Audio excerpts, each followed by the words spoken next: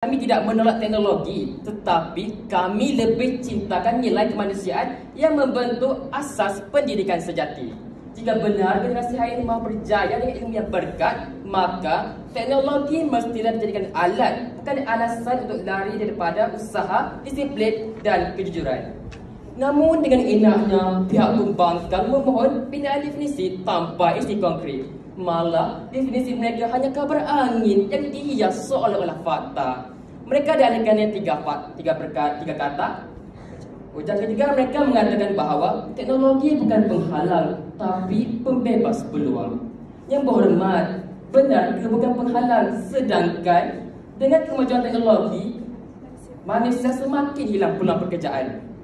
Ujar kedua pula, mereka mengatakan bahawa teknologi kongsi derita dirasai. Yang berhormat, bagaimana pula dengan komen negatif pada ruang komen? Bukankah perkara ini membawa kepada stres dan depresi kepada pengguna? Ujar pertama pula mereka mengatakan bahawa teknologi diangkat, kualiti hidup meningkat.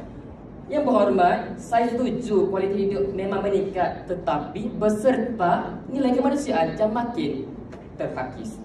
Namun sayang, hujungnya tempang tiada keseimbangan logik. Ujar mereka wajar ditolak kerana ia gagal menimbang antara kecanggihan dan kemanusiaan. Dua unsur yang mesti seiring bukan bersaing.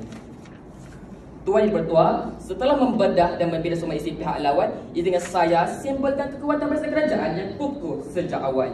Kami bawa 3 peluru ampuh. Pertama, canggih di jari, amanah lari. Apabila pelajar lebih mempercayai teknologi berbanding guru, nilai penghormatan terhadap pendidik dan ilmu secara tradisional mula luntur. Ini membentuk generasi yang kurang beradab dalam mencari ilmu dan mementingkan maklumat segera daripada hubungan bermakna antara guru dan murid.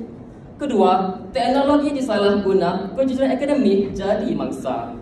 Teknologi yang disalahguna telah menjejaskan integriti akademik pelajar. Pelajar semakin bergantung pada aplikasi untuk meniru tugasan, lalu menolak nilai usaha dan tanggungjawab dalam pembelajaran.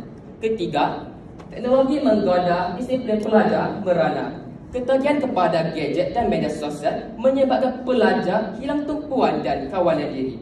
Ini bukan sahaja menjejaskan prestasi pembelajaran, malah menurunkan tahap disiplin dalam kalangan pelajar. Tuan Yang Bertuah, setelah saya membuat timbang tara perdebatan pada hari ini, jelaslah bahawa setiap pihak mempunyai pandangan yang bernas dan berasas. Namun begitu, setelah menilai secara rasional dan menyeluruh, saya ingin mengajak sisi dewan untuk berfikir sejenak. Adakah kita sanggup menolak usul kebaikan yang nyata demi kebimbangan yang belum pasti? Oleh itu, saya dengan tegas menyatakan bahawa pihak kerajaan tetap teguh dengan pendirian kami bahawa teknologi menghakis nilai kemanusiaan. Jika sidang dewan menolak usul ini, adakah sidang dewan sedang menafikan hakikat yang berlaku di hadapan kita? Dan jika usul diterima pula, bukankah ini satu langkah bijak dalam menyelamatkan nilai kemanusiaan yang semakin terhakis oleh arus digital dan teknologi tanpa sepadan?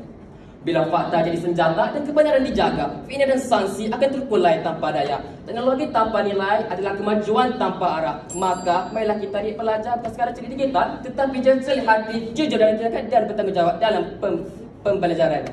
Yang benar tetap benar, yang kabur biarlah lenyap. Kami tetap menyokong usul teknologi yang menghakis nilai kemanusiaan. Sekian, mohon terus mencadang. Terima kasih. Terima kasih kepada Yang Amat Berhormat Perdana Menteri Cik Muhammad Adib bin Cik Daud.